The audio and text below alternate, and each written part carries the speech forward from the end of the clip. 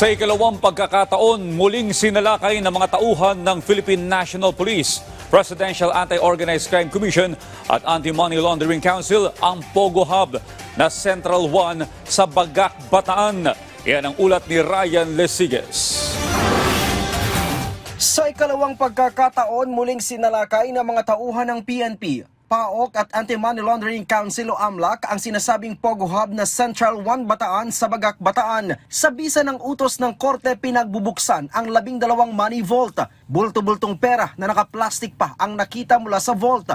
May ibang currency din na nakuha. Umabot sa 112 milyon ang halaga ng pera ang nakuha mula sa 12 money vault na nabuksan. Ayon kay PNP spokesperson Police Brigadier General Jane Fajardo, nagpapatunay ito na involved sa scam at cryptocurrency ang kumpanya. Itong kumpanya na naging subject po ng kanilang search warrant ay nagpo-provide po ng back-end support, particularly sa gambling operations po, like yung tinatawag ito pong Winbox. Na ito pong Winbox na ito ay matagal na pong binan sa iba-iba po pong bansa because of the fraud being conducted by this Winbox doon po sa kanilang mga customer. Unang pinasok ang nasabing compound matapos makitaan ang probable cause ng Malolos RTC dahil sa paglabag sa labor trafficking nitong October 31. Bumungad dito ang mga computer na may Winbox, isang illegal gambling app at Atas, isang platform na ginagamit sa withdrawal